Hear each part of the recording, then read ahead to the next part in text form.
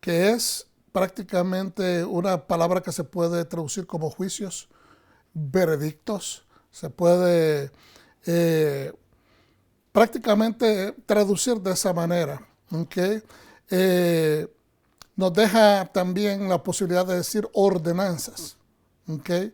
Porque lo que se refiere es a una serie de ordenanzas, de juicios o leyes que, que Dios manifiesta al hombre, tal vez algunos por primera vez, algunos están formulados en otras formas diferentes a otras naciones. Esto es importante decirlo porque a veces las personas creen de que Dios, eh, cuando Él dio la Torá, empezando desde los 10 mandamientos y todas las otras estructuras de legalidades que le entregó a Moisés y al pueblo israelita, a veces la gente piensa de que esa es la primera vez que se establecen leyes en la tierra. No, desde el momento en que en el área que se conoce como la Gran Creciente Verde, que es Mesopotamia, todo lo que se refiere a lo que estaba paralelos dentro y al lado, paralelos a los ríos Éufrates y Tigre, es ahí donde la civilización humana empieza a tomar auge, a crecer, a desarrollarse. Y es ahí donde las primeras manifestaciones de civilización, estamos hablando durante los últimos 6.000 años, la evidencia que tenemos es que de ahí es que comienza. Algunas otras vertientes de eruditos dicen de que las civilizaciones comenzaron en África. Pero hasta este momento todavía este debate no ha sido finalizado.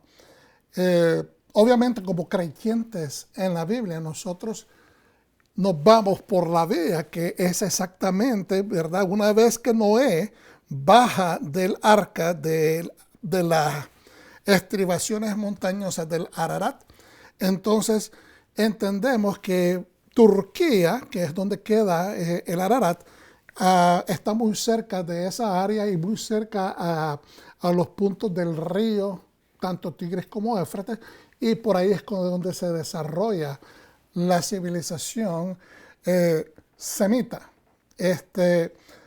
Nuevamente, hay mucho que discutir en esa área. No me he preparado lo suficiente para desglosar paso a paso esta área histórica, no para esta presentación o enseñanza en todo caso.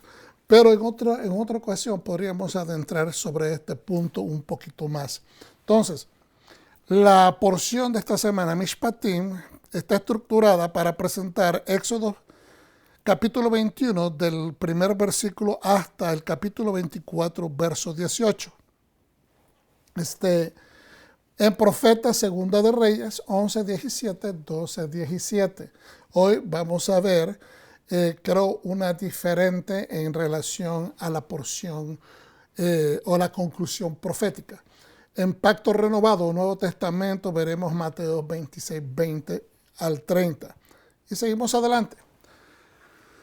Como ustedes ya han notado, yo siempre trato de enfocar la línea por donde vamos a ir. Y usualmente utilizo versículos del Pacto Renovado, ya sea de la boca del Mesías directamente o de uno de los discípulos en referencia al Mesías. En todo caso, ahora aquí tenemos 1 de Juan, capítulo 5, 1 al 5 de la Biblia textual, y dice, ¿verdad?, en su subtítulo, La victoria de la fe. Todo el que cree en Yeshua, que es el Mesías, o el que cree que Yeshua es el Mesías, es nacido de Dios. Toda persona, no es el creer de que simplemente creer de la boca para afuera, o decir, con una creencia superficial. Mucha gente cree que Yeshua es el Hijo de Dios, que es la salvación del mundo, pero no tienen un vínculo cercano, no lo han aceptado como esa señal de salvación. Entonces, como no le han aceptado, el conocimiento no sirve de nada. Como no le han aceptado, no pueden acercarse al Eterno, al Padre Celestial. ¿Por qué? Porque Yeshua es el Corban Pesach, es la ofrenda quemada que fue quemada con el propósito de acercarnos. La palabra Corban, que es verdad la ofrenda quemada o la Corban Olá o el Corban Pesach, son ofrendas que son quemadas completamente y es con el propósito de establecer que somos gente de pacto. Y él, Yeshua, sufrió hasta la muerte con ese objetivo, desangrado por completo para que nosotros recibamos el rociar de su sangre sobre nuestra vida espiritualmente hablando, entendido está eso, pero que hemos sido rociados de parte del cielo para salvación. Una vez que hemos recibido con un compromiso profundo, es que ahora podemos acercarnos porque eso nos titula la capacidad o la autoridad de podernos llamar hijos de Dios. Entonces, todo el que cree que Yeshua es el Mesías es nacido de Dios. Y todo el que ama al que engendró, ama al que ha sido engendrado. El que ama al Creador, ama a quien lo creó, a quien lo dio, a quien lo envió. Dice, ama al que ha sido engendrado por él. En esto conocemos que amamos a los hijos de Dios. Cuando amemos a Dios, practicamos o que practiquemos sus mandamientos. En esta manera conocemos quiénes son hijos de Dios. En la manera que nosotros practicamos sus mandamientos. ¿Okay? Pues este es el amor de Dios. Y hemos aprendido con nuestros maestros que la palabra amor equivale en el hebreo a lealtad. Amar a alguien es ser leal a esa persona. Amar a ser leal a una persona es por amor, no simplemente por obligación o responsabilidad ética, pero hay una lealtad que nos hace entrañablemente conectables con esa persona o tener conexión intrínseca con esa persona, en el caso de una esposa y un esposo o viceversa, ¿no? Entonces, pues este es el amor de Dios, que guardemos sus mandamientos. Y sus mandamientos no son gravosos, porque todo lo que es nacido de Dios vence al mundo. Entonces, hace un rato, un par de días, platicaba con un amigo mío de infancia y conversábamos que exactamente acerca de esta, no de esta escritura, pero de esta situación del creyente de hoy día.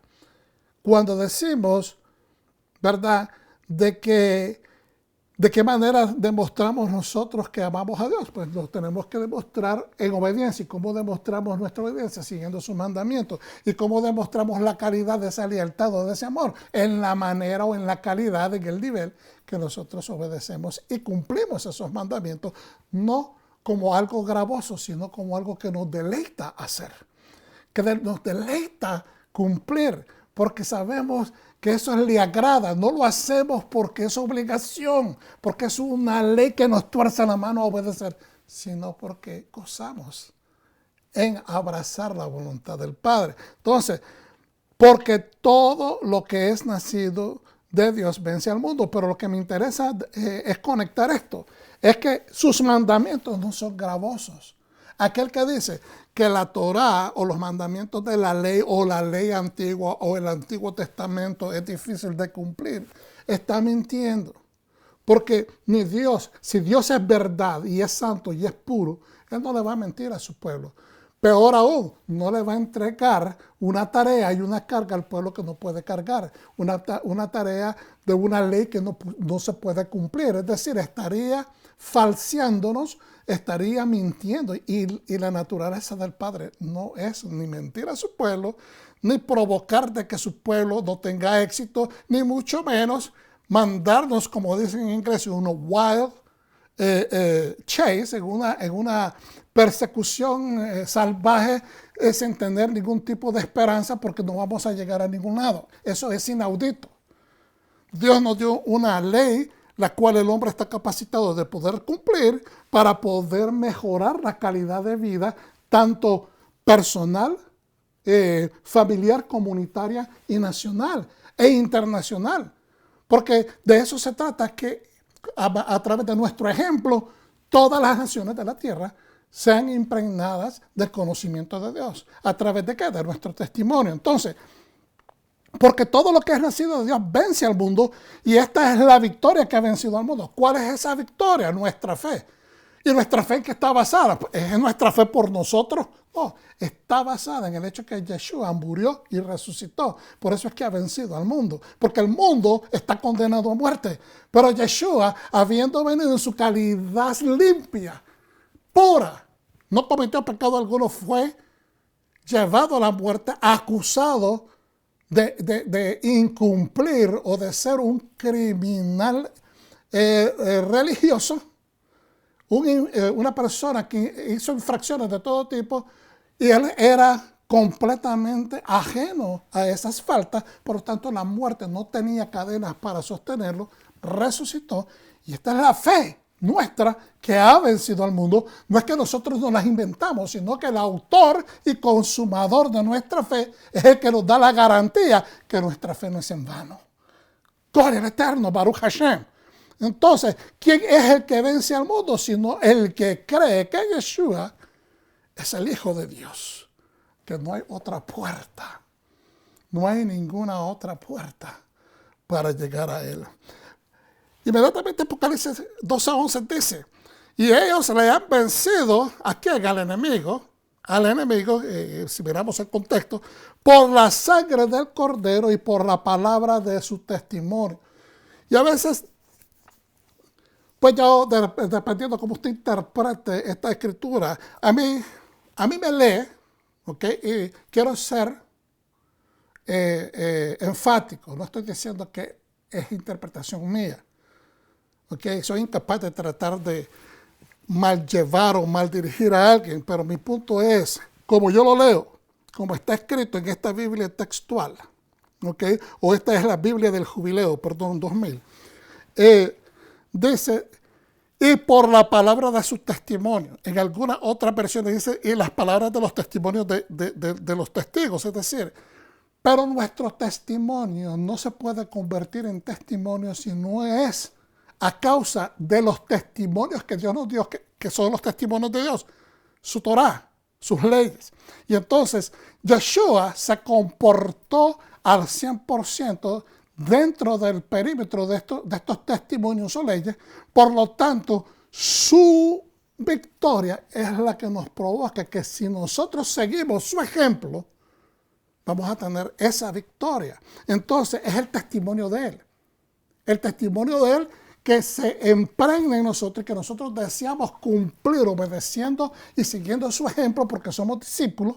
Entonces, eso es lo que nos garantiza. Entonces, si lo leemos desde esa óptica, podemos ahora posiblemente entenderlo mejor. Y ellos le han vencido al diablo por la sangre del Cordero, porque esto es completamente el autor y el consumador de nuestra fe. Es Él, la sangre del Cordero, y por la palabra de su testimonio, y no han amado su vida hasta la muerte. Es decir, que no hemos tomado simplemente vivir la vida cómodamente, sino que hemos estado dispuestos a incomodarnos para poder llevar las Besorah Hageulah, las buenas nuevas de la redención, a toda persona que esté dispuesta a escucharnos.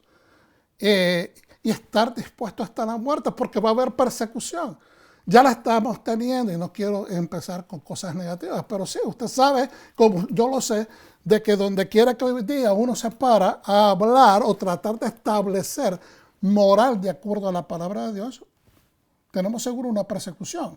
Ya sea que alguien nos mande a callar, ya sea que alguien nos mande a echar, ya sea de que digan que estamos cometiendo inclusive hasta faltas en contra de otras personas porque se sienten ofendidos, porque no estamos siendo lo suficientemente políticamente correctos. Ahora, Apocalipsis 14:12 dice lo siguiente: aquí está la paciencia de los santos. Aquí está la paciencia. Aquí está la fe nuestra. Aquí está la esperanza nuestra. La paciencia, porque se está hablando de resistencia. Tenemos que resistir esa prueba. Entonces, aquí está la paciencia de los santos, los que guardan los mandamientos de Dios y la fe de Yeshua. ¿A qué se refiere? Los mandamientos de Dios claramente es la Torá. Y la Torá está a través de los 5 libros primeros, que es el Pentateuco, está a través de los profetas y está a través por donde quiera en el Nuevo Testamento o Pacto Renovado. Y entonces dice después, y la fe de Yeshua, es decir, que la apliquemos de acuerdo a la manera que Yeshua nos enseñó, con gracia, con compasión, con amor, con afecto humanitario. No como una lista de cosas que aplicamos solamente por justicia. Es importante que entendamos que la justicia es buena, pero que también la fe que es en Yeshua nos enseña a ser amorosos, compasivos, pacientes, que estamos dispuestos a extender gracia, perdón. Y eso es importante, porque ambas cosas, como ustedes verán en la Escritura, que fue a través de Moisés que recibimos la ley, pero fue a través de Yeshua que recibimos la gracia. Y a eso, las dos cosas, no como mucha gente está predicando por ahí, que no podemos mezclar las dos cosas. Y entonces yo realmente, ¿ok? Y no estoy exagerando, ¿sabe lo que me causa? Mire, mi cabeza se revienta. Porque, ¿cómo es posible que la gente diga que la ley no se puede aplicar con compasión? Que la ley no se puede aplicar con entendimiento. Cuando a veces yo veo jueces, hoy día jueces que son compasivos con gente que han reincidido y han faltado, y a veces hay jueces que tienen misericordia por las circunstancias, obviamente no al criminal que es aguerrido para estar haciendo el mal. Me refiero a personas que por una o por otra situación de faltas de trabajo de esto han cometido infracciones en contra de la ley o cosas que son ajenas a ellos, y entonces han encontrado compasión con personas. Y ese tipo de ejemplos lo vemos en las Escrituras. Vamos a seguir adelante. Muchas gracias a mi esposita linda que me trae un tececito acá que lo estoy necesitando para continuar hablando. Entonces, gracias, mi amor. Dios me la bendiga. Y Torah, dijimos que Éxodo 21, del 1 al 24, del 18, pero esta vez vamos a hacer en el 21:1, como dice originalmente, Ve'elecha mishpatim asher tasim lifneihem. Ahora estas son las ordenanzas las cuales deberás promulgar delante de ellos. Éxodo 21:1. Nosotros cubrimos ese capítulo hace un par de años. El año pasado creo que cubrimos el 22 este año. Vamos a ir al 23. Y dice en el versículo 1 en adelante: no levantarás falsos rumores ni te pondrás de acuerdo con el impío para ser testigo falso. Aquí miramos una expansión de no, como comúnmente conocemos, ¿verdad? El mandamiento que dice no levantará falsos testimonios. ¿Okay? Pero aquí nos expande un poquito más y dice no levantarás falso rumor ni te pondrás de acuerdo con el impío para ser testigo falso. No seguirás a la mayoría para hacer mal, ni te testificarás sobre contienda alguna, inclinándote a la mayoría para pervertir la justicia. Y ahora me pongo a pensar, ¿cuántas injusticias se han cometido? Es más, en estos últimos años que hemos visto, no solamente en los Estados Unidos, hermano, este tipo de situaciones se da en todas partes. Se da mucho más a menudo. Se da A veces en los trabajos, cuando dos trabajadores se ponen de acuerdo para echar a otro que no les cae bien. Pero últimamente hemos visto todas estas situaciones donde un grupo de gente se amotina en las calles y hacen un montón de desastres. Y aunque hay gente que está en contra de este comportamiento y hay inclusive autoridades que están tratando de traer solución al problema por cierta razón, hay inclusive personas en autoridades que no están enfocando la situación adecuadamente. Y esto va por un lado y por el otro, ¿okay? Porque hay que ser justo. Han habido desbarajustes e insensateces cometidas a niveles gubernamentales en este país en los últimos 365 días. Pero son ejemplos de vida que tenemos y que nosotros, utilizando la balanza de la palabra de Dios, ¿okay?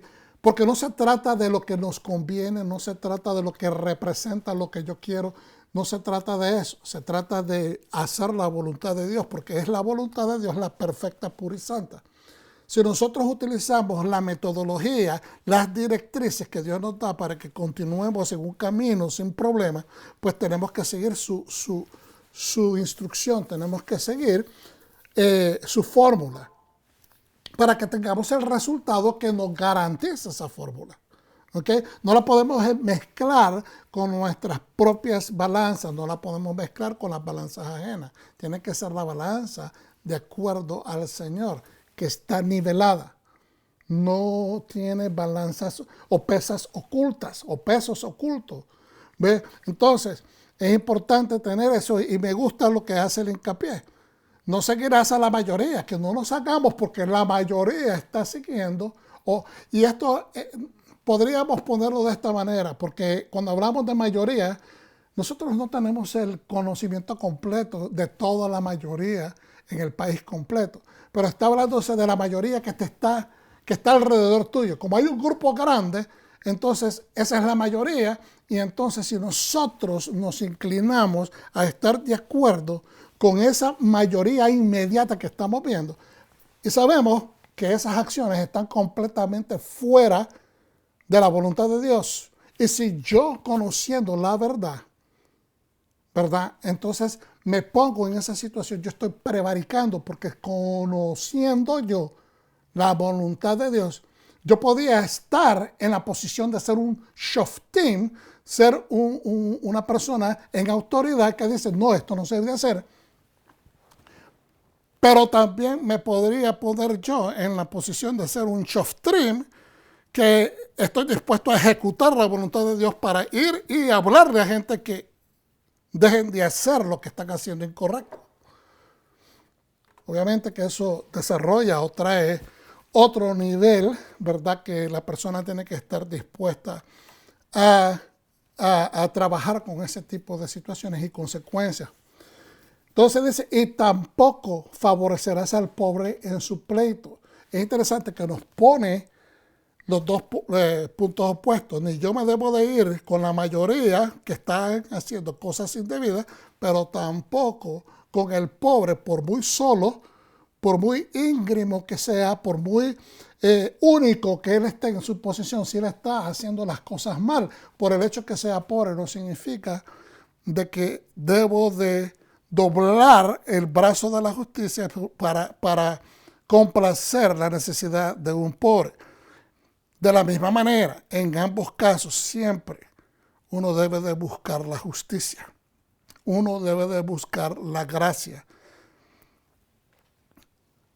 ¿Cómo buscamos eso? Tratando de no juzgar las situaciones desde un punto de vista de ¿es así o no es así?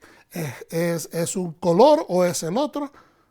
Sino indagar en la situación, en el principio, en el comienzo de cada situación particular, porque de eso se trata, de hacer una decisión correcta, una decisión con sabiduría. Si encuentras el buey o el asno de tu amigo extraviado, ciertamente lo harás regresar a él. hay que regresárselo de una manera u otra. Cuando veas el asno del que te aborrece, la persona con que no te lleva bien, encuentras algo que le pertenece, y esto de asno no lo podemos limitar al animal, a vaca, perro, a gato. Esto está pertenencia, punto. Puede ser livestock, puede ser, ¿cómo se dice? Animales, o puede ser pertenencia, encontrarte una cartera, encontrarte una pertenencia. ¿Ok? Cuando veas el asno del que te aborrece y yaciendo, bajo su carga, te abstendrás de ayudarlo, de cierto lo ayudarás.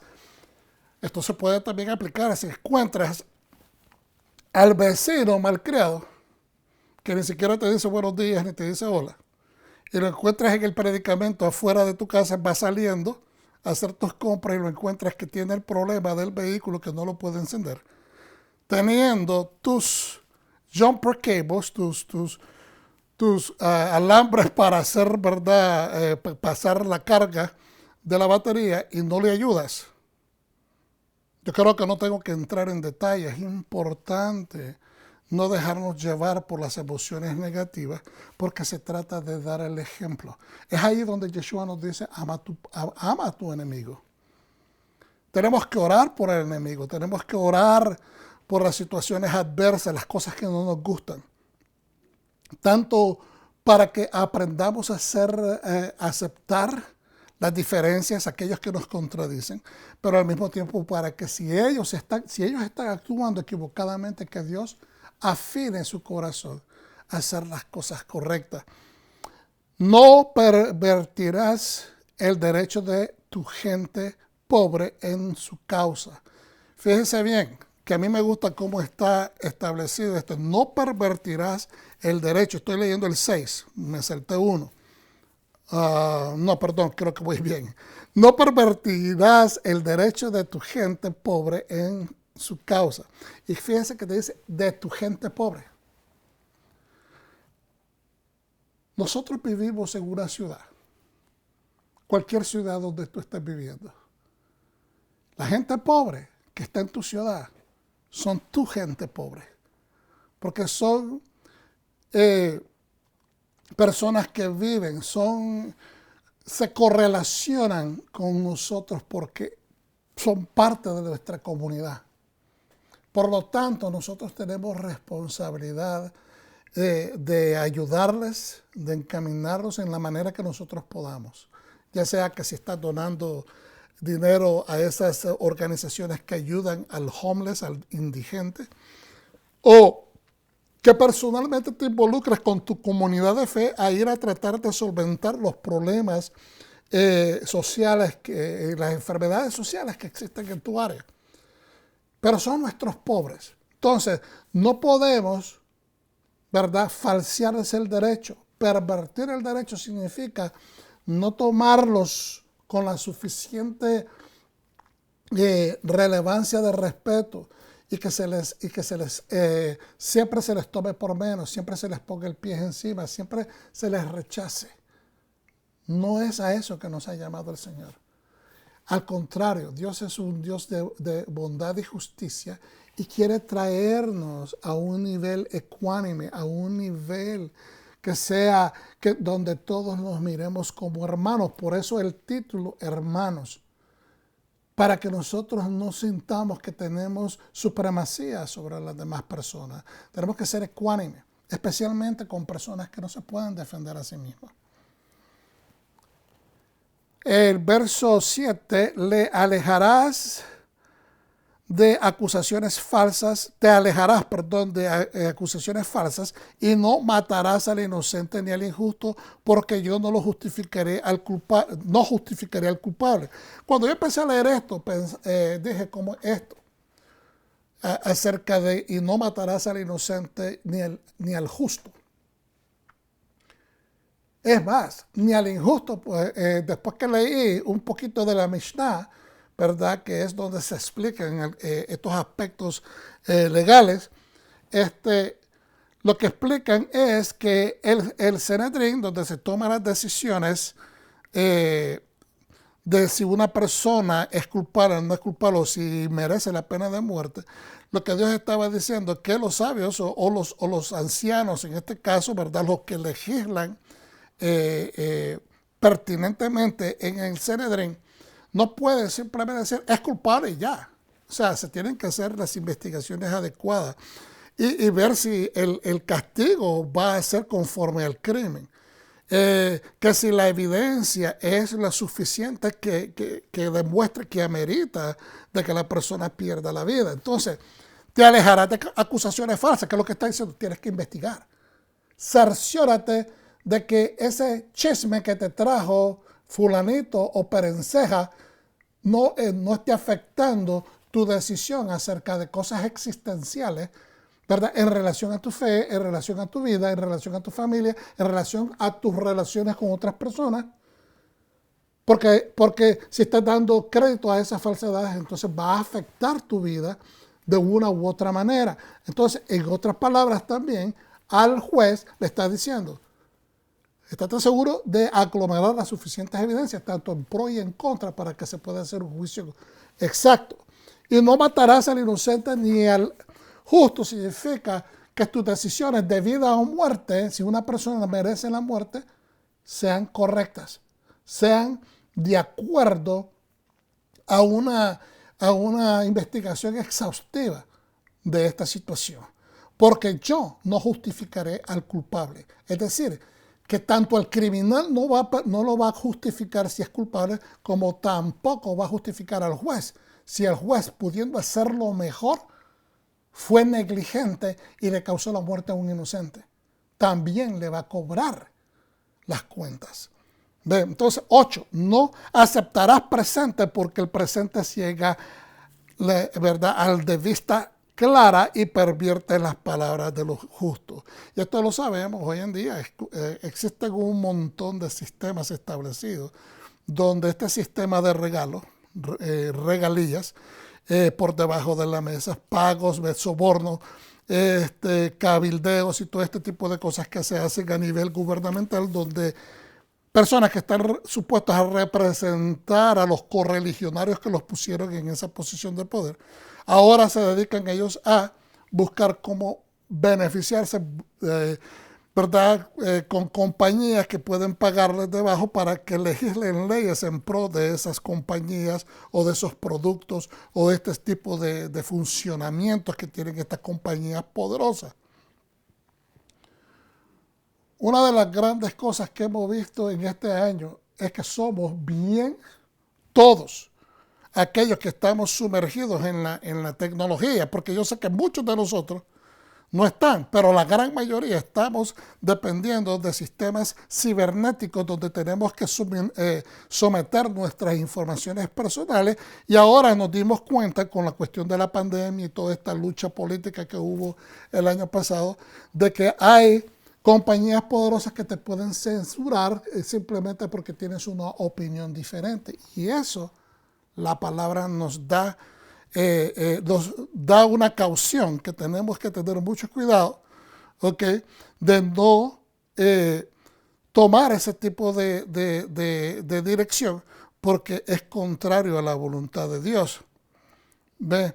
No aceptarás presente, no te harás ciego cuando deberías de tener una vista clara. ¿Por qué? Porque alguien te dio un regalo y ahora tienes que no puedes ser imparcial, tienes que hacerte un poquito en consideración a esa persona.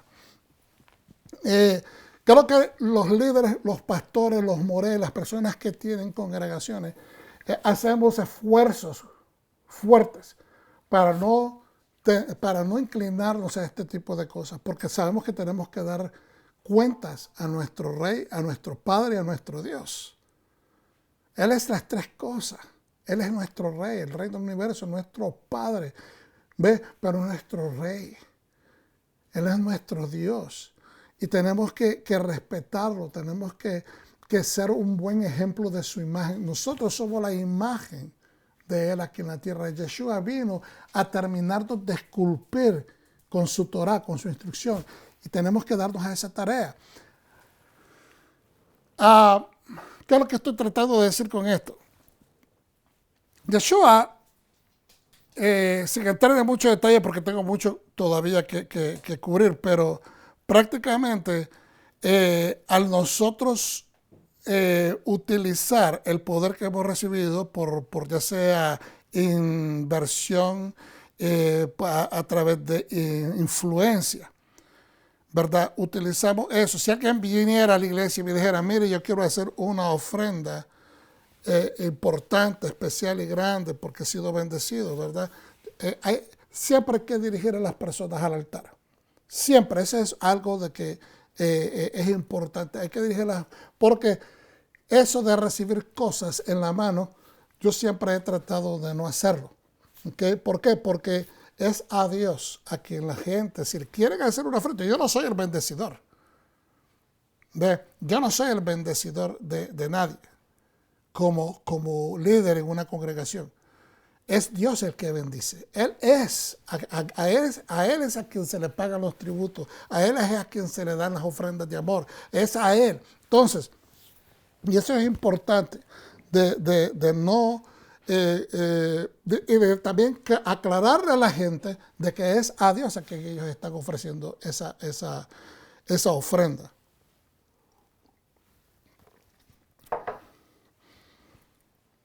No oprimas al extranjero, pues vosotros mismos conocéis la vida del extranjero, porque extranjeros fuisteis en la tierra de Egipto.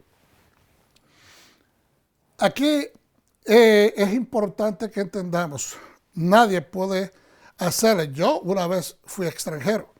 Yo vine a este país, estuve legal, después pasé el proceso de que me quedé ilegal, después pasaron años que sometí papeles, se me caía el caso, lo volví a reanudar, lo volví a iniciar con un abogado, se volvía a caer. Estuve un proceso de 7 años de esa manera. Y yo sé lo que es que no te den un trabajo por no tener papeles. Yo sé lo que es no recibir un trabajo porque te falta la licencia. Pero al mismo tiempo, tanto encontré personas que no están dispuestas a darle la mano a un extranjero como encontré la gran mayoría de personas dispuestas a ayudar. Y es aquí donde yo me quiero enfocar por un momentito. Nosotros como pueblo de Dios tenemos que ser muy sensibles, muy humanitarios. Porque no se trata de que le des entrada a nadie. Nosotros no le damos entrada a nadie. Nosotros tenemos que desear que el país esté protegido, que nadie entre ilegalmente. Pero yo no soy el policía que tiene ese trabajo. Una vez de que yo me encuentro en una situación, y es más, en una situación donde personas que tal vez son ilegales y están con hambre, están con necesidad, yo tengo que buscar cómo ayudar, porque esas personas es una persona en necesidad, es una persona en necesidad aguda, especialmente si hay niños, si hay ancianos, si hay enfermos. Nosotros no nos podemos deshumanizar, porque entonces la Torá, el mandamiento de amarnos unos a otros, entonces ¿dónde es que tomaría vigencia? ¿Dónde es que estaríamos nosotros cumpliendo con el mandamiento? La palabra aquí misma nos dice, no oprimirás al extranjero, pues vosotros mismos conocéis la vida del extranjero, porque extranjeros fuisteis en la tierra de Egipto. Y esto es un llamado a nuestra conciencia civil. Esto es un llamado a nuestra conciencia civil. Tenemos que ser humanitarios, no críticos ni políticos. Hay un momento para hacer eso. Pero en una situación como la que acabo de describir, eso no es momento ni de política, ni de ¿cómo se dice? Análisis, sino que ese es un momento de acción, ejecutando y ejemplarizando el carácter de tu Mesías. Ese es lo mejor que puedo compartirte en esta tarde sobre ese punto. Y después nos habla acerca de las leyes de Shemitah. Eso lo hemos cubierto en otras situaciones, en esta tarde no lo vamos a hacer. Vamos a ir al 13 y dice, guardaos, verso 13, creo que estamos en la siguiente diapositiva, guardaos en todo lo que os he dicho, no invocaréis ni se oirán en tu boca el nombre de dioses extraños. 3 peregrinaciones al año celebraréis para mí. Y aquí quiero parar un momentito. Guardaos de todo lo que os he dicho. Y digo otras palabras, cuiden todos estos consejos que les estoy dando. Cuiden de observar estas leyes. Entonces, y después inmediatamente dice, no invocaréis ni se oirán en tu boca el nombre de dioses extraños. No se trata de que Dios no quiere que estudiemos y aprendamos. Leía en estos comentarios de la Mishnah que los hombres sabios que estaban sentados en el Sanedrín tenían que conocer.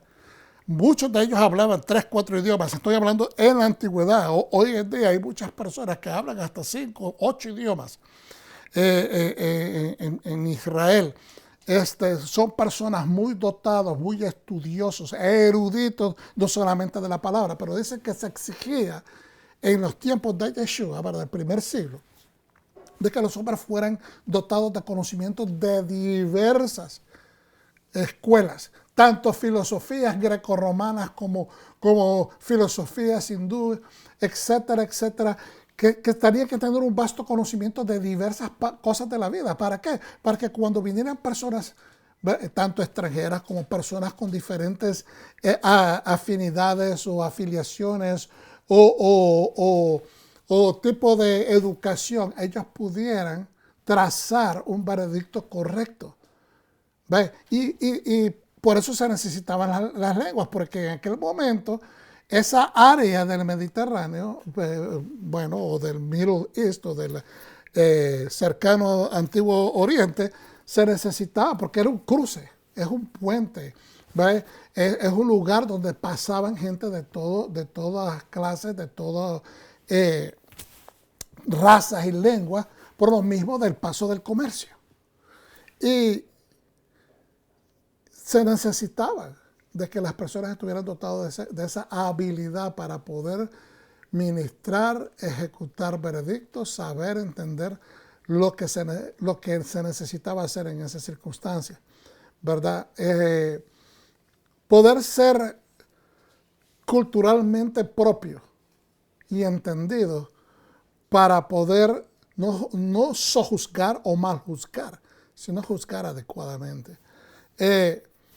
Nos habla en el 14 de 3 peregrinaciones al año celebraréis para mí, y le dice de que observen la fiesta de los panes sin levadura, que comienza con Pesaj, y saltamos al 17. Antes de saltar en el 16, habla de Pentecostés, que es Shavuot. No vamos a entrar en detalles sobre esto, pero quiero saltar al 17 porque vuelve y reenfatiza 3 veces al año todos sus varones comparecerán ante la presencia del Señor Yahweh. Él hace, en el verso 16, habla de la siega de los primeros frutos, que es Pentecostés, Shavuot, y después habla de la fiesta solemne de la cosecha final del año, que es empezando con Rosh Hashanah, Yom Kippur y Sukkot. Ahí están las últimas 3 fiestas de esa temporada. Pero en el 17 vuelve y repite, 3 veces al año todos sus varones comparecerán ante la presencia del Señor.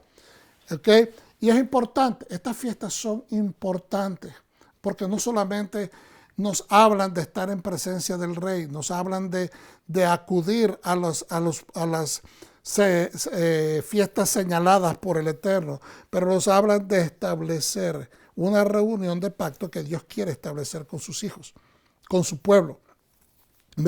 Y más que todo, las fiestas solemnes, ya hemos hablado ampliamente de esto, nos detallan a través de los siglos lo que Yeshua está haciendo a través de los tiempos, la función del Mesías en su plan redentivo. El 20, aquí yo envío mi ángel delante de ti para que te guarde en el camino y te introduzca en el lugar que he preparado. Toda esta funcionalidad, ¿cuál es la funcionalidad de la ley? Que nos asegure que tengamos orden, que nos asegure que tengamos paz para que podamos entrar, para que el ángel, que él manda, nos guíe en el camino para que la santidad se mantenga con el pueblo. El ángel entonces los continúe guiando y los introduzca al lugar que Dios ha preparado. Lo mismo que Yeshua dice. Yo me voy ahora y me voy porque quiero que donde yo voy a estar, ustedes también estén. En la casa de mi Padre hay muchas mansiones o muchos lugares, ¿okay? Muchos aposentos. Porque si no fuese así, yo se los dijera. Eso es interesante. Que Yeshua nos reenfatiza estas mismas palabras, según, utilizando otras palabras, pero en sí la misma síntesis, es el mismo fin. ¿Ok? Ahora vamos a hablar un poquito más acerca de esto. ¿Ok? Vamos a desarrollarnos un poquito más. La Torah nos concientiza y hace expandir nuestro propio entendimiento sobre lo que verdaderamente significa libertad. Un pueblo que no tiene leyes es un pueblo que prácticamente no está exento de problemas. Es un pueblo que está propenso a caer en el esclavismo, que viene siendo tal vez no esclavismo de estar como lo que el concepto de esclavitud, ¿verdad? Que tenemos conceptualizado, pero está propenso a vivir en la esclavitud de las enfermedades sociales. Porque no hay ley, hay anarquía, y si hay anarquía, pues entonces hay todo tipo de problemas.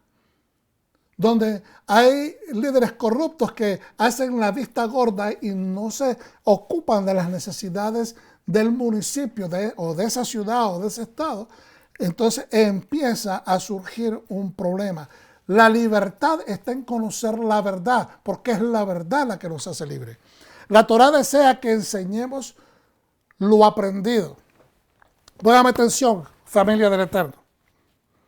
La Torah, Dios, cuando digo la Torah, acuérdense que es la voluntad perfecta de Dios, hermanos.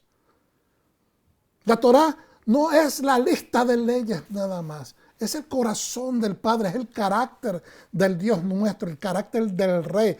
Esta Torah es el carácter noble de un Dios que desea que intrínsecamente nosotros adoptemos desde adentro hacia afuera su carácter, su voluntad, su camino, su conducta.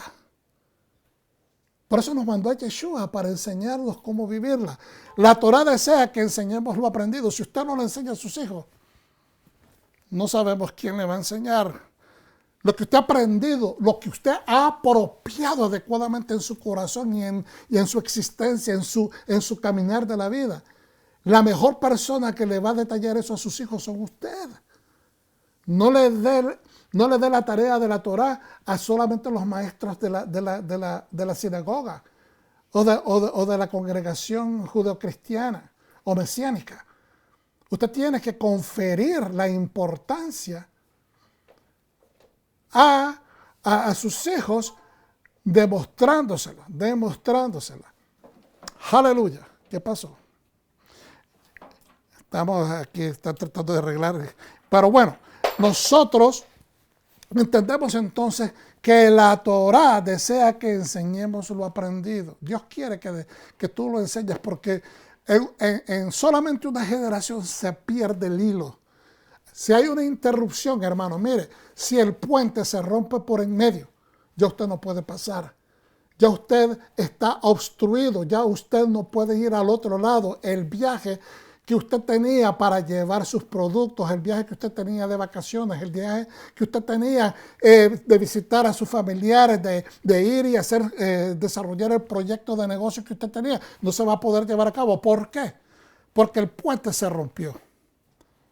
Hay una ruptura y entonces afecta el impacto de su proyecto a corto plazo y a largo plazo. A corto plazo porque me acaba de parar, pero a largo plazo porque no puedo desarrollar lo que iba a hacer. Y hay un impacto inmediato en la realidad inmediata de tu vida, en la realidad de aquellas personas que ibas a poder alcanzar. Entonces, no nos exige tomar en cuenta que una vez fuimos esclavos, extranjeros, destituidos, desamparados a la merced del caos de nuestros propios problemas, de nuestro propio caos. ¿Okay? nuestra propia causa. Fuimos víctimas de injusticias, calumnias, víctimas de robo, estafa, desigualdad laboral o discriminación social. La Torá desea que utilices tu experiencia como tu mejor espejo o reflejo para que consideres a otros. Tenemos que vernos a nosotros. ¿Qué es lo que has vivido? ¿Qué es lo que nosotros necesitamos hacer para mejorar yo mi persona? ¿Qué es lo que necesito hacer para que mis hijos no cometan los mismos errores? Tengo que esperar que mi hijo aprenda de la manera que yo aprendí, que me costó 3, 4 años captar la palabra de Dios, o se la puedo yo enseñar todos los frutos que me ha dado y en una manera llegar más rápido al resultado de que comprenda desde niño de que la mejor opción de vida es que él sirva al Eterno. Y aunque no lo hayas experimentado todo o lo hayas sufrido todo, eso no importa. Dios no está interesado en sabiondos. Dios lo que está interesado es en personas dispuestas a hacer su voluntad. Tenemos que reparar este mundo con acciones que reflejen el carácter de nuestro Abacadosh. Acciones de virtud, de justicia, de bondad, de amor, de gracia, de hased, de gracia, de benevolencia. Y eso es la Torá. Nosotros no podemos, ¿dónde vamos a aprender? ¿Dónde es que aprendemos? ¿Dónde está la mejor escuela de la conducta moral, de justicia y de bondad? En la Biblia. En la Biblia. Hay muchas religiones en el mundo, pero hermanos, realmente una de la religión más completa, si usted le quiere llamar religión, pero la relación más completa con el Dios vivo, usted la establece leyendo las Santas Escrituras llamada la Biblia. La Biblia judeo-cristiana o la Biblia judía, como usted le quiere llamar. Es importante porque es la única que ha dado comprobación de ser eficaz. Por eso es que es el único credo que está debajo de ataques. Ninguna otra religión está bajo ataques en el mundo. Persecución, más que la judeo-cristiana. La Biblia que es judía y cristiana. Esa es la única. ¿Cómo? ¿Cómo vamos a lograr esto? Con sus mishpatim, con sus decretos, con sus ordenanzas para lograr la liberación espiritual. Dios ya nos libró y sigue librándonos físicamente del sistema. Tenemos que salir de él. La economía de Dios es diferente a la economía del mundo. Y a veces se nos hace difícil porque físicamente estamos insertados en este mundo. Y yo entiendo eso. Pero tenemos que hacer el esfuerzo de ir en pro de la justicia de Dios. Y mantengamos nuestra libertad, porque esa es la redención, para lograr llegar a la redención final. Muchas veces yo lo digo y lo repito, pero tengo que reenfatizarlo. Cuando vienes a conocer a Yeshua y juramentas seguir al Padre a través de Yeshua, te haces el talmid, te haces el estudiante de Yeshua y después te haces el discípulo y después de discípulo te haces un hombre maduro, una mujer madura, siguiendo a tu Salvador, ¿ok? Tú has sido redimido, pero tu salvación completa es hasta el final, hasta el fin de tus días. O cuando Él regrese, cualquiera de las dos cosas que suceda primero. O Él viene, ¿ok? O si morimos, pues sabemos que tenemos la esperanza de vida eterna. Hemos estudiado las leyes sobre trato de esclavos, de siervos, leyes que denuncian nuestro interior, porque nos hacen pensar cómo estamos viviendo, nos hacen hacer introspectiva de qué es lo que estamos haciendo bien y qué estamos haciendo mal. Nos habla de nuestros egocentrismos, nuestros egoísmos, esa actitud interna que nosotros queremos negar, pero que ahí está, tenemos que estar luchando contra ella perennemente. Mío, mío, mío, para mí, dame. Porque el ser humano quiere tomar. La naturaleza del ser humano es tomar. Dice en inglés, you're a taker. Tú eres un tomador, no tomador de licor, pero estoy refiriendo a tomador que tomas y tomas y tomas. Pero naturalmente no se le da al ser humano querer dar, querer compartir. Entonces tenemos que luchar contra esa situación inmediata de nuestra naturaleza humana. Y tenemos que aprender a dar, porque de gracia recibimos, tenemos que dar de gracia. Y cómo aplicarlas al contexto social de hoy. Cómo aplicamos todas estas leyes que están en esta Mishpatim, capítulo 21, verso 1 al 24 y 18 del libro de Éxodo. Tienen una relevancia profunda, certera y vivaz en nuestros días. Porque el hombre de hace 3.500 años sigue luchando, luchaba con esos problemas y nosotros seguimos luchando todavía con esa problemática interna del egocentrismo humano. Leyes sobre el maltrato, agresividad o violencia, asesinato, disfunción familiar, que es uno de los grandes problemas sociales, una de las grandes enfermedades sociales que tenemos hoy en día en todas las sociedades del mundo, no solamente en los Estados Unidos. El irrespeto a los padres, a la autoridad, y respeto a las personas que representan cosas santas como los pastores.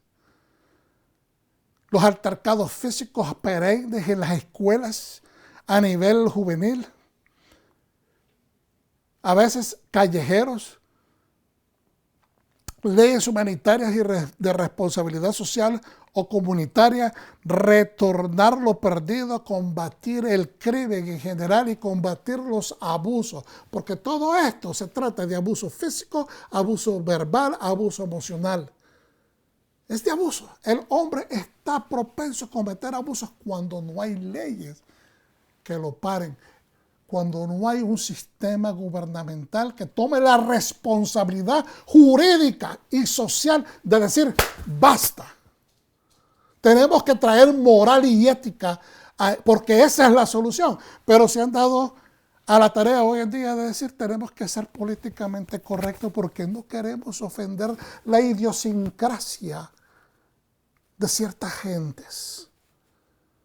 No se trata de idiosincrasias ni de percepciones individuales. Se trata de traer la justicia de Dios que es ecuánime para todos. Aquellos que se ven afectados porque no se miran reflejados en las palabras de Dios en la Biblia, no es porque Dios esté en contra de ustedes, no es porque Dios no tenga respeto por la vida de ustedes, Él se las dio. Es porque Dios quiere que regresemos al camino que Él estableció, a la imagen del hombre que Él esculpió originalmente, no a la imagen distorsionada que nosotros en nuestra búsqueda de nuestra propia identidad la mezclamos con muchas cosas. La intermezclamos creyéndonos ser una cosa que no somos y hemos despilfarrado, hemos destituido, hemos afectado la imagen perfecta de Dios en el hombre.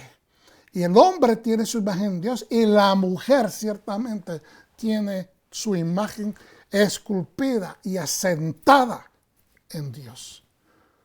Leyes de restitución y de medida por medida, ojo por ojo y diente por diente, no de desquite, como lo hemos explicado en otras ocasiones.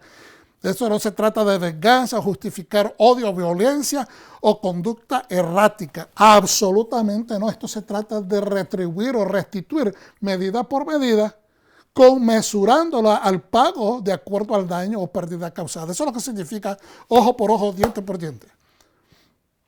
Si tú causaste un daño, destruiste una casa, vamos a decirlo de esta manera, tienes que restituir construyendo una casa nueva. Le destruiste un carro a una persona, tienes que responder con un carro nuevo. A eso es a lo que se refiere. Leyes de responsabilidades civiles y laborales. Si un buey ajeno corneaba a alguien, si causaba muertes, el animal era apedreado. Esto es en lo que miramos el año pasado.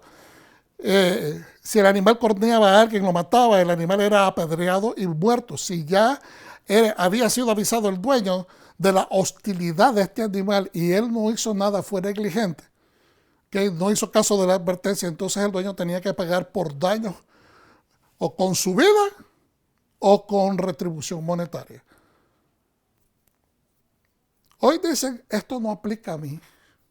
La gente dice, no, esto es arcaico, esto es del pasado. Bueno, ciertas cosas, ciertos valores tienen que ser transferidos para conectarse con las leyes locales, con las leyes de esta tierra, en el caso de los Estados Unidos. Pues no tengo toros o bueyes, dice la gente, pero sí tienes perros, gatos u otro tipo de mascotas o hijos malcriados. Un hijo malcriado que hizo una mala crianza en el barrio, que rompió algo, hizo algo, pues vas a tener que restituir a la persona a quien el muchacho le hizo el daño. Igualmente, si un perro mordió a una persona, nosotros miramos casos de este tipo. Todas estas leyes que nosotros acreditamos a un sistema gubernamental americano o cualquier otra civilización alrededor de este mundo, tienen su origen en el monte Sinaí. Aleluya.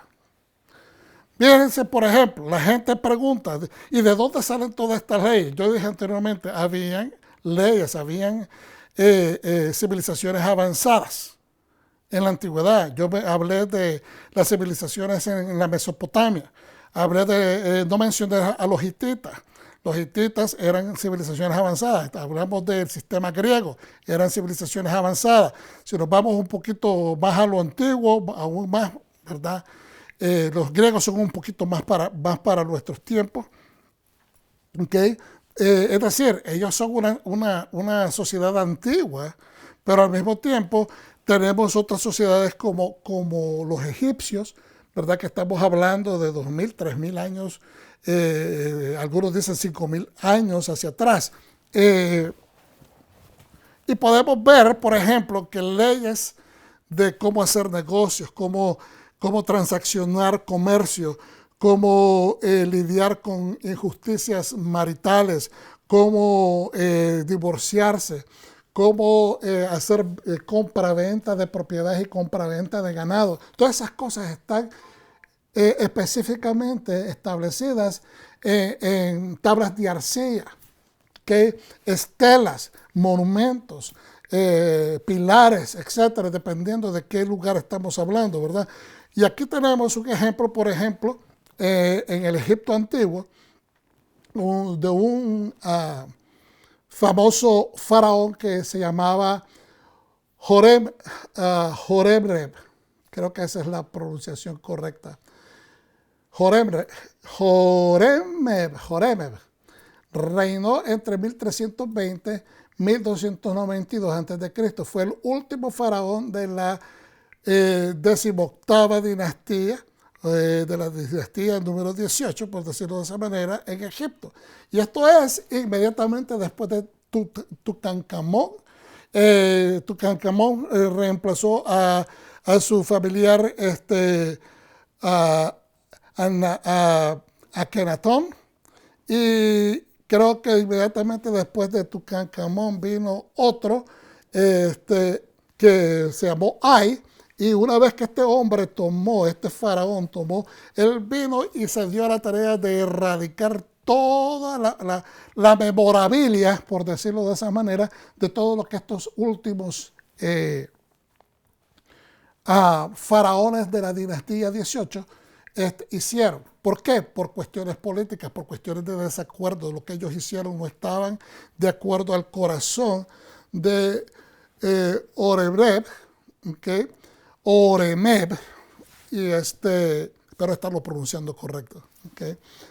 Pero él se dedicó a limpiar todas estas cosas. ¿Por qué? Porque él dijo, esto trajo decadencia.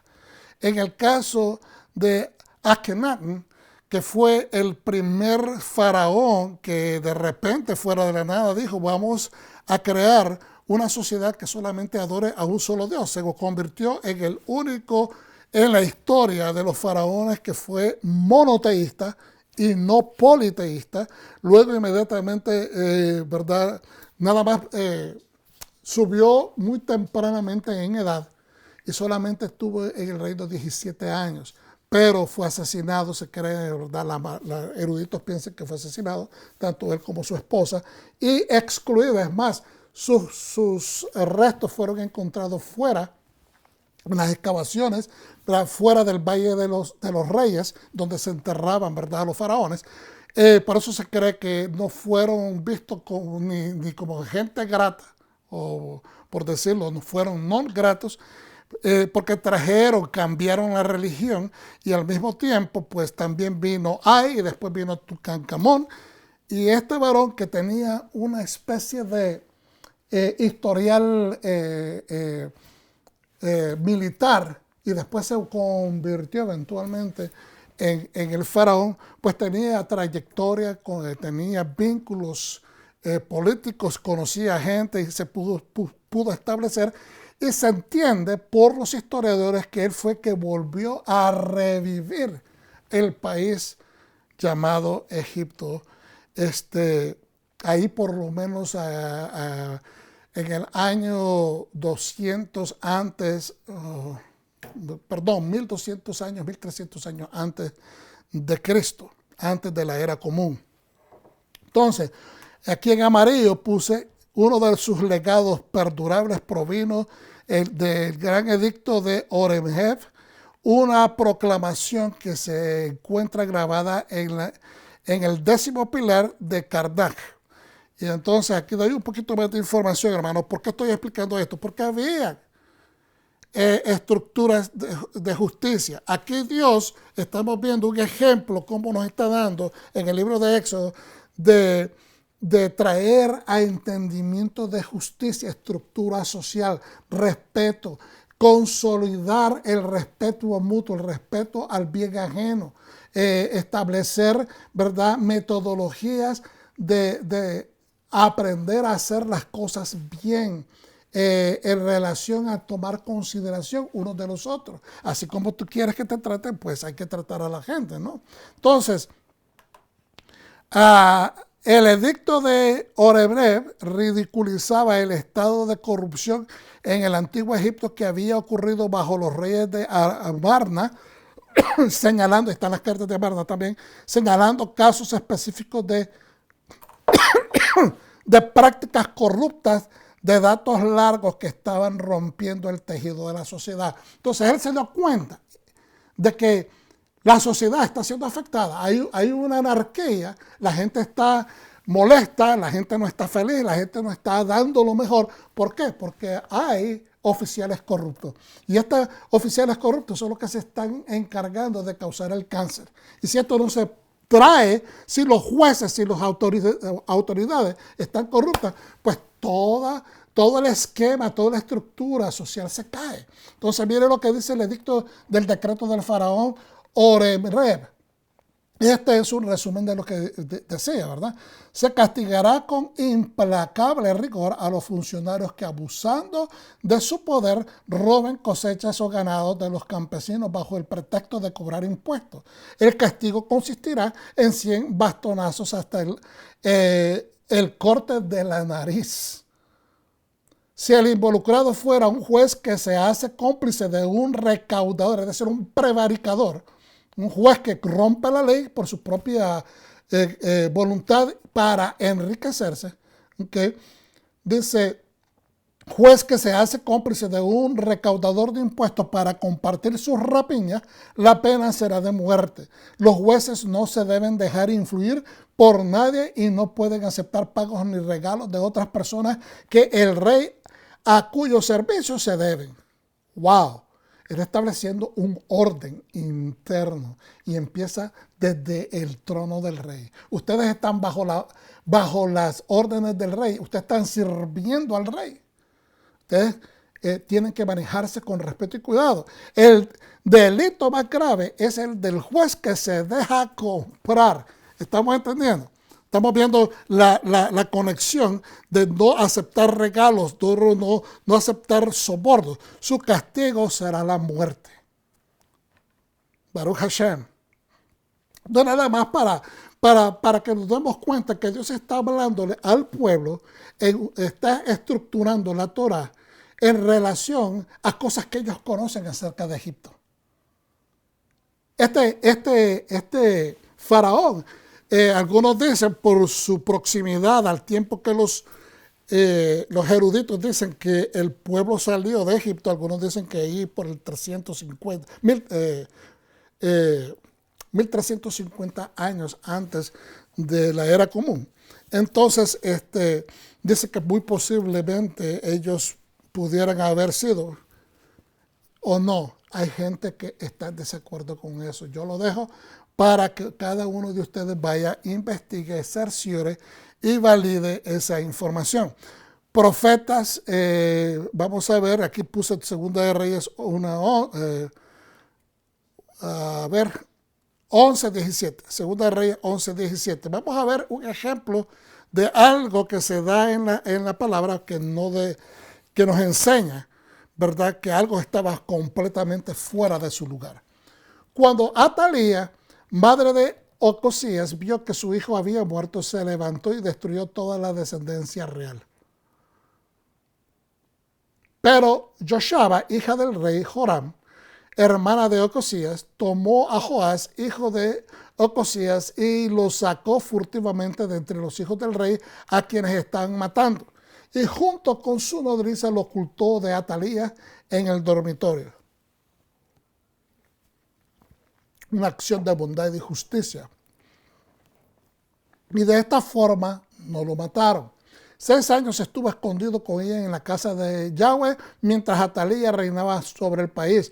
Pero al 7º año envió a llamar a Joaída a los jefes de centenas, capitanes y gente de la guardia, los metió consigo en la casa de Yahweh, hizo con ellos una alianza bajo juramento en la casa de Yahweh y les mostró al hijo del rey. Es decir, hicieron un arreglo. Luego les mandó: esto es lo que habéis de hacer. La tercera parte de vosotros estará de guardia de la casa del rey el sábado. Otra tercera parte estará en la puerta del sur de Shur, y la otra tercera parte en la puerta del cuartel de la guardia. Así guardaréis la casa para que no sea allanada.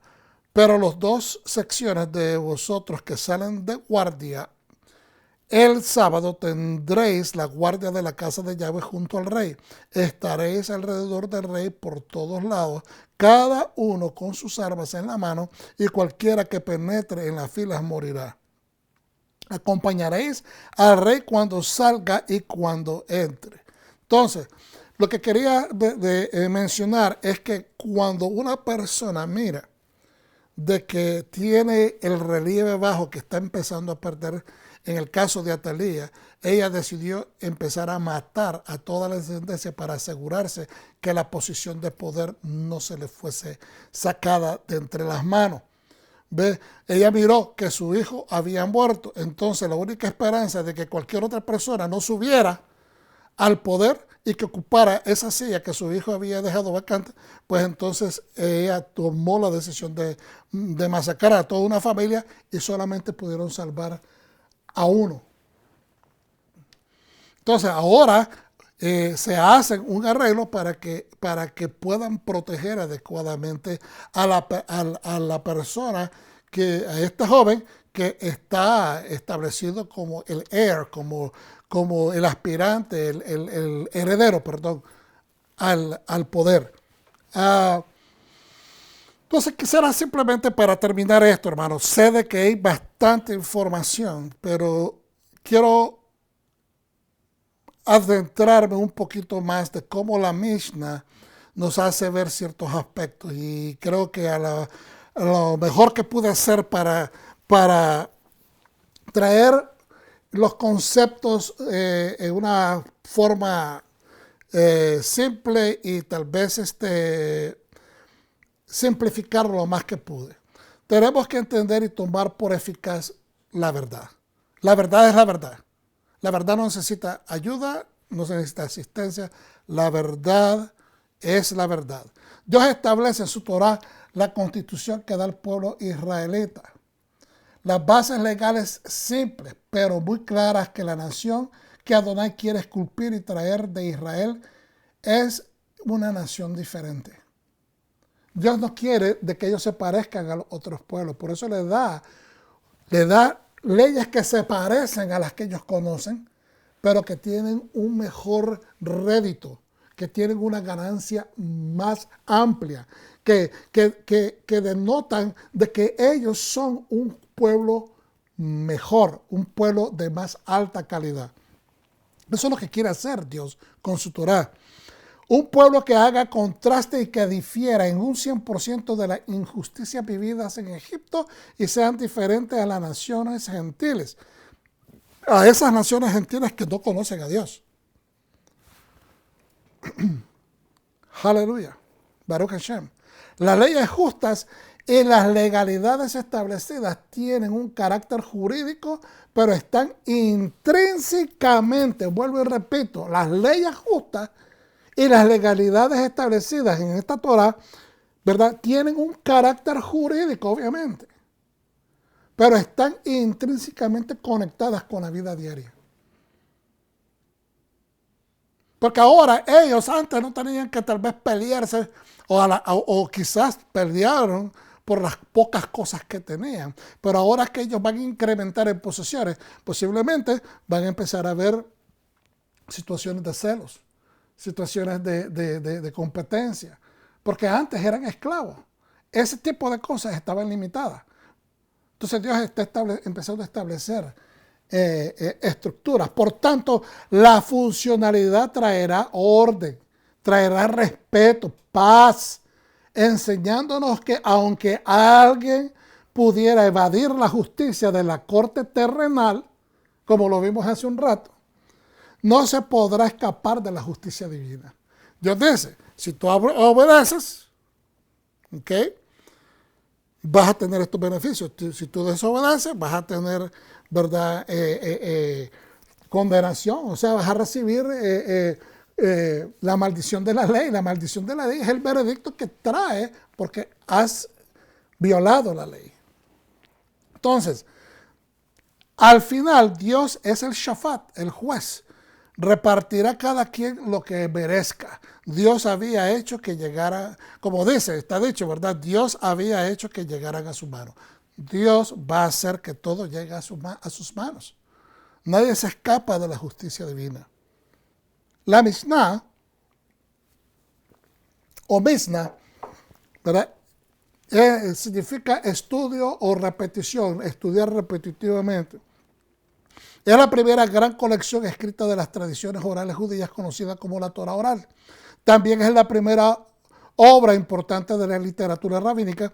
Es un código jurídico y la base de la ley judía oral y rabínica y forma parte del Talmud, que además con la Torah o ley escrita conforman la halajá o la forma de regirte. Entonces la gente puede decir, bueno, Pastor Galán, usted está judaizando. No, eso no es judaizar. Es tratar de entender cómo el pueblo judío se regía, como un ciudadano regular, no el maestro, no ¿cómo que se dice?, el magistrado, el sacerdote, operaban en su mente, que son gente muy estudiada, muy preparada. Estoy hablando de la persona regular. ¿Cómo miraban el mundo? ¿Cómo pensaban ellos? ¿Cómo se miraban ellos? ¿Cómo miraban ellos la ley? ¿Cómo se aplicaban ellos a la ley? Entonces, ¿cómo se les aplicaba la ley cuando ellos cometían una falta? Entonces, de esa manera nosotros podemos entender las escrituras de una manera más profunda. En la Mishnah, en referencia a la ética de nuestros padres, que es Pirkei Avot, nos dice que uno debe orar por el bienestar del gobierno, porque si no fuera por el miedo al gobierno, la gente se tragarían unos a otros, se tragarían vivos.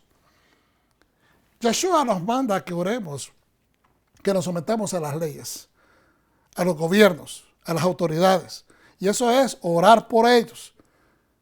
Tenemos que orar por ellos para que hayan cambios. Tenemos que orar por ellos para que nuestra comunidad cambie. No podemos dejar porque es el partido que nosotros no nos sentimos confortables ahora en el gobierno. Tenemos que orar por ellos. Pero independientemente de la ética, la moral y el nivel de sofisticación de la sociedad, si no hay respeto a la ley o miedo al gobierno, respeto a la ley y al gobierno, que es el que hace que la ley se cumpla, Porque dice, hará función de aplicar el castigo a la infracción, entonces se desataría un estado de anarquía. Si el gobierno no se da la tarea de ajustar la ley adecuadamente, ecuánimemente, verdaderamente, no con injusticia, no solamente sirviendo a un lado del lado político, no. Una ley que sea imparcial, verdadera, justa. Si el gobierno no se da la tarea, si los oficiales que están ahí no hacen su trabajo, entonces surge un estado de anarquía, ¿ok? Hasta el punto que los de mala intención en el pueblo se convertirían en depredadores unos a los otros.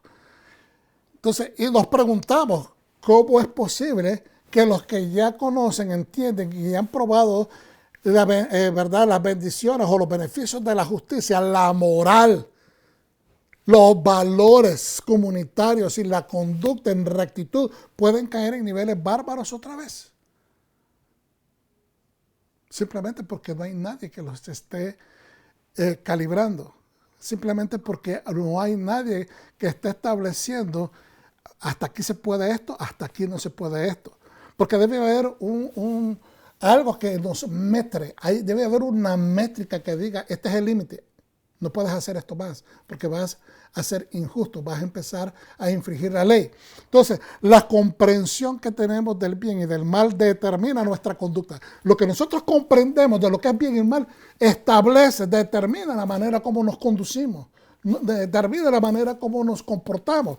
En la nación, cada país tiene un set de códigos sociales que le hacen ver que es lo correcto, lo que es inmoral en esa sociedad. Cada país tiene eso. Algunas cosas que son inmorales para nosotros en este país, al otro lado del mundo, posiblemente no lo son. Algunas cosas que ellos tienen en India posiblemente son diferentes a las que tienen en Japón. Las de Japón son diferentes a las que tienen en Sudamérica, los Estados Unidos. Hay diferencias. Una persona que no conoce al Dios de Israel será juzgado de acuerdo al código social que él o ella conocía en vida. Porque Dios no es un Dios injusto. Dios va a juzgar a las personas de acuerdo al código social que ellos entendían, que dentro de lo que ellos entendían que era bueno y que era malo. Y si no conocían a Yeshua, aún así, Él tiene que ser justo. Porque Dios nos dio un barómetro o una brújula interna espiritual que le deja saber al hombre desde un comienzo, más o menos, qué cosa es bien y qué cosa es mal. La maldad es un comportamiento aprendido. Igualmente que la inclinación adecuada es también un buen comportamiento que se aprende. Aunque sabemos que Hashem puso dentro de nosotros algo que conceptualmente nos hace entender que hay un comportamiento aceptable o inaceptable, y eso es el Ruach HaKodesh, de lo que estábamos hablando anteriormente, ese barómetro, esa brújula interna espiritual. Ahora solamente podemos reconocer la ilegalidad o criminalidad de una acción cuando se le identifica, hermano. ¿Qué es lo que identifica? Es la ley. La ley te dice, esto es legal, esto es ilegal. Esto está bien, esto no está bien. Entonces, solamente si tenemos el conocimiento de eso es que entendemos que es criminal y que no es criminal. Entonces, de una acción, cuando se le identifica como tal en el contexto de la rendición de cuentas, ¿a quién le vas a rendir cuentas? Al Estado o a las autoridades que determinan las leyes y donde se dice qué es lo que está bien y qué es lo que está mal, qué es lo que es criminal y qué es lo que está dentro de la ley. Entonces, ¿a quién es esto? Pues a las cortes, a la ley, al gobierno y últimamente a Dios. ¿Qué quiere decir esto? Que para apreciar el bien, la ley, la moral, o rechazar el mal, o quizás en el caso del infractor, interiorizar lo prohibido, uno debe ser o estar consciente de la responsabilidad por esa infracción. Voy a volver a repetir eso. ¿Qué es lo que quiere decir?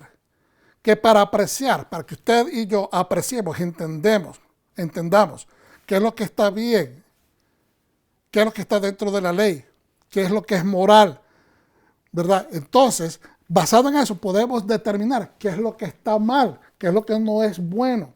Entonces, hablando del caso del infractor que comete la falta, él tiene que tener interiorizado el conocimiento de lo que es prohibido. ¿Ok? Porque uno debe de ser o estar consciente de la responsabilidad por esa infracción. La mayor parte de los seres humanos hoy en día están bien informados y saben lo que está bien y lo que está mal, lo que es criminal y lo que no es criminal, lo que está dentro de la ley y qué no está dentro de la ley. Sin embargo, si no existe un contexto para la aplicación de la responsabilidad, sigue siendo un concepto abstracto. La gente no entiende si no tiene el contexto apropiado. Un ejemplo, el muchachito que crece viendo a su papá robando, a su mamá robando, a sus primos robando, pues cree que eso es el contexto apropiado. No mira maldad en eso, porque no se le enseñó a diferenciar entre lo que es bueno, lo que es legal y lo que es ilegal. Él puede aprender eventualmente las diferencias, desgraciadamente, posiblemente cuando vaya tras las rejas, pero las personas que crecen en un ambiente así no desarrollan digamos, una medida interna que le dice, sabes que esto está peligroso, esto no se debe hacer, porque está aprendiendo el comportamiento que se le está alimentando consistentemente sin ningún tipo de límites. ¿Ve? Por lo tanto, la Torá nos enseña con respecto a los dos individuos que cometieron un asesinato, ¿verdad? No voy a entrar en ese detalle porque es un poquito más profundo, pero quiero que nos vayamos al siguiente punto. Ahí me disculpan que voy a saltar ese por cuestión de tiempo. El miedo al respeto a la ley por medio del gobierno es crucial para que todas las sociedades, a fin de funcionar y prosperar, porque es solo a través de eso que la gente puede entender que es el comportamiento adecuado. Hermano, no es que estoy promoviendo que el gobierno tenga control de todo. Lo que estoy diciendo es que el gobierno responsable, que busca la verdad, que busca la justicia, que hace las cosas bien hechas, es necesario estar ahí para que sirvan de un agente que monitoree el comportamiento del pueblo. Si no hay gente responsable de verdad que ame a su pueblo, a su país y quiera ver lo mejor, quiera ver que se termine el crimen, ¿ves? Entonces dejan de hacer lo correcto. La gente pierde el miedo, la gente pierde porque dicen nadie está viendo y continúan haciendo cosas fuera de la voluntad de la ley y fuera de la voluntad de Dios. Ahora saltamos al último inciso que está en verde. Obviamente se necesita que nuestro sistema refleje un comportamiento adecuado para considerar la ley de Dios. La mayor parte de las civilizaciones de la tierra han dejado de observar la ley divina como precursor. Donde quiera se ha echado afuera el concepto de la ley divina. Los 10 mandamientos se han erradicado de las cortes. Porque el hombre ahora se adjudica que ellos pudieron hacer mejor, pueden hacer mejor, y que la ley de Dios ya no es necesaria. Interpretando la vida y las leyes por los ojos de la Torá. Y dice, para Dios no existe un ámbito de religión en el sentido coloquial o tradicional de la palabra. La mayor parte de las personas piensan acerca de la religión como una materia de rituales y espiritualidad. El hombre occidental hace diferencia entre la iglesia y el Estado. La Torá no se conoce tales distinciones. El hombre moderno hace distinción entre lo que es el Estado y lo que es la religión o la iglesia. Pero la Torá no hace esas distinciones, porque la Torá es la central, es el eje de la comunidad israelita, del pueblo israelita. Todo estaba dentro del circuito del templo. Ahí funcionaban las cortes, ahí funcionaban la delegación de las leyes, donde se legislaban las leyes. Es decir, todo era parte de un sistema completo que funcionaba adecuadamente para la gloria de Dios y para el beneficio del pueblo. Pero es el hombre que ha hecho separación de estas cosas. Hassal, los sabios de bendita memoria, dicen lo siguiente: nuestros sabios dicen que aquel que desea ser un piadoso o una persona de voto piadosa debe de ser escrupuloso en cuestiones materiales y civiles y no torcer la ley. Eso está escrito en Baba Kama 30a, porque en el judaísmo el concepto del templo está firmado tanto en la sala de la corte como también en la sinagoga. Desde la perspectiva de esta cercanía sin distinciones, los sabios dicen que la silla del Sanedrín, la Corte Suprema de Autoridad de los 71 miembros sobre cosas de la halajá, de las leyes rabínicas, tienen que estar sobre el monte. Es decir, no se podían legislar en otra parte de la ciudad. Tenían que estar, su propia casa tenía que estar, o sus salas de reunión tenían que estar en el monte, en el templo también, o cercano al templo, porque ambos, el templo y el Sanedrín, son expresiones de santidad y adoración a Dios. ¿Qué es lo que estoy diciendo? Hermano, usted no se puede separar y decir, yo soy un creyente en Dios, pero cuando usted pasa a vivir su vida política, escoger cosas que son contrarias a la voluntad de Dios, porque usted está haciendo entonces separación de su identidad en el Mesías. Y no podemos hacer esto, porque no podemos amar al Mesías por acá y desechar al Mesías por la otra. Tenemos que ser una sola entidad. Un juez que da veredictos correctos es considerado un socio de la creación, pero una persona, y no estamos hablando de jueces nada más, estamos hablando de nosotros como seres humanos, líderes en nuestros hogares, personas responsables. Si hacemos decisiones, veredictos correctos, somos socios de la creación, pero si hacemos decisiones corruptas, mal llevadas, estamos siendo destructores de la misma. Todo creyente tiene un Shoresh Laolam. No digamos que nosotros no podemos escuchar de Dios, que no podemos cumplir la ley. Ya estoy por terminar. Deben 2 minutos. Dice, todo creyente tiene un Shoresh Laolam, una conexión con el Eterno. Cada vez que nosotros decimos Shema Israel, Adonai Eloheinu, Adonai Echad, escucha Israel, Adonai tu Dios, Adonai, uno es Él, estamos afilando el oído para escucharlo. En el Yobel se suena el shofar Hagadol, el gran shofar, el shofar de la libertad. Ese es el shofar del Mesías que vamos a escuchar cuando Él venga, cuando Él regrese. Este shofar tiene el poder de penetrar el oído más duro. Puede ser oído por el oído más dañado. Baruch Hashem. Solo la voz del Mesías puede traer sanidad a los corazones más dañados. La voz del Mesías es su Torah. La voz del Mesías no es solamente la voz que te llama y te suena el shofar para que te levantes y eres sumado a su presencia. No, es la voz de su voluntad que te dice, haz para que escuches ese gran shofar a la hora adecuada. Aleluya. Y Yeshua contó historias a manera de parábolas, hermanos. Hizo una gran enseñanza. Voy a dejar esto para el miércoles para continuar la segunda parte de esta enseñanza. Y les doy gracias por haber puesto atención, por quedarse conmigo. Ojalá que hayan sido edificados.